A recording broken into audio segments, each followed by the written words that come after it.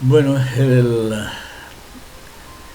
trabajo de hoy lo he titulado A vueltas con la felicidad y subtitulado como Héctor está bendecido.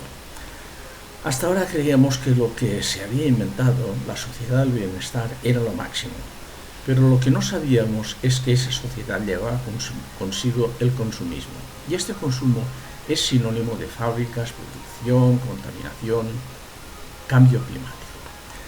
Ahora, en pleno confinamiento por el COVID-19, estamos planteándonos cosas. ¿Y si esa sociedad del bienestar a partir de ahora no tiene por qué estar vinculada al consumo? Si ya sé que esto puede resultar revolucionario y también sé que el trabajo va a brillar por su ausencia a partir de ahora. De la misma manera que también sé que siempre habrá empresarios a la búsqueda de beneficios, los emprendedores.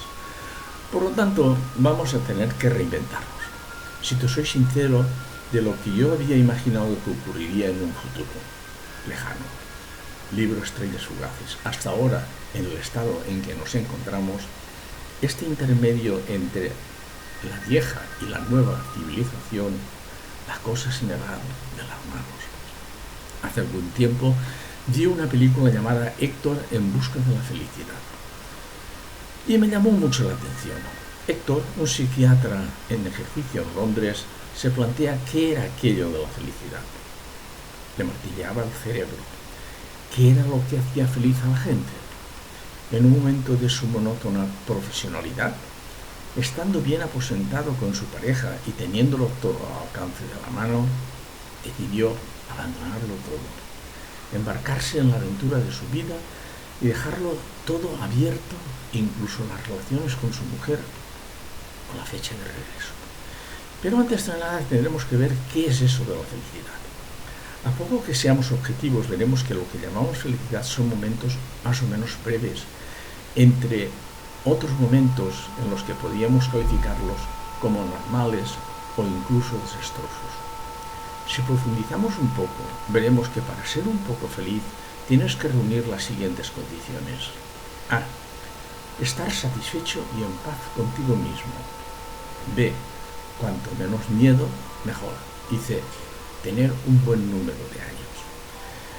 Pero dejamos esto de momento y vamos a seguir a Héctor a la búsqueda de esa felicidad, de ver qué era aquello que quizás podía hacer que la gente fuera algo más feliz. Viajó por medio mundo y se dio cuenta de que... Y ahora es cuando aparecen los 15 puntos de la película a los que él llega por convencimiento propio de lo que ha descubierto respecto a la felicidad. No se nos debe olvidar que una película, obra de teatro o un libro no son más que caricaturas de una realidad.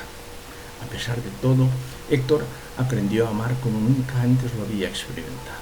¿Estamos obligados a ser felices? No hay ninguna explicación para el viaje que él realizó. La emoción me invadió. Pero si quieres ser feliz de verdad, tendrás que aplicar estos dos consejos. A mayúscula. Si la vida te lo permite, cuanto más temprano mejor, intenta gestionar lo mejor posible razón y emoción, a fin de conseguir un aceptable equilibrio mental.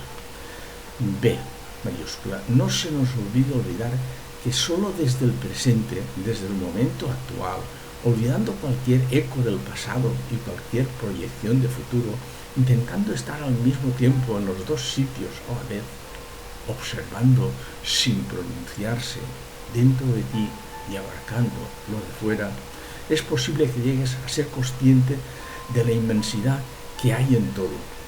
Pero recuerda, lo tienes todo en contra.